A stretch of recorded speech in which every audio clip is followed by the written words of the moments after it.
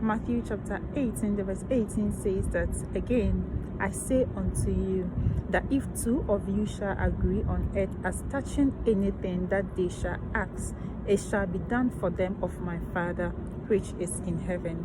Today we are testifying about agreements with men. As much as God honors our agreements with him, he also honors the agreements that we have with our fellow men.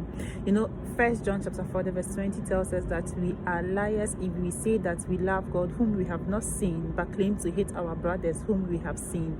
God does not overlook the relationships that we have with one another, and in honoring the agreements that we have with one another, it speaks to our integrity, and it's also a reflection of the good relationship that we have with God.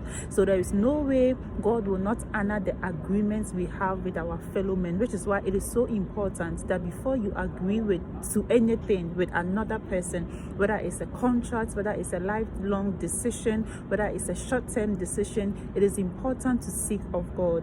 When you read from Joshua chapter 9, it tells us the story of the men of Gibeon who went to deceive the Israelites. They went in tattered clothes, making it look like they had come from far country, when actually they were just around them. So the Israelites in the long run could not kill them and take over their territory as they were commanded to do, because they had come into agreement. And then interesting thing is that Joshua chapter 9 the verse 14 tells us that they did not seek the counsel of God, and then they entered into that agreement.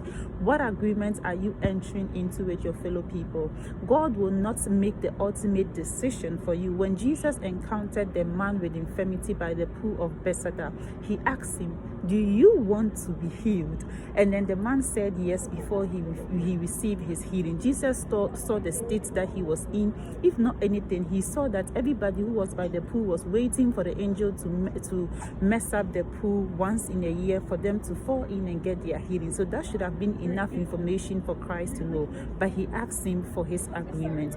God will honor the agreements you have with him. He will also honor the agreements you have with your fellow men, which is why sometimes, even when the Spirit is leading us, he leads us in or out of agreement, but does not make the ultimate decision for us. We need to come to the point where we are yielded and where we will be able to say that God take over. We can also see instance in the life of Leah and Rachel from Genesis chapter 29 to 30, and also in the life of Esau and then Jacob. The prophecy was that the elder shall serve the younger, and yet there had to be a point where that agreement manifested when Esau sold the birthright to Jacob. Meditate further on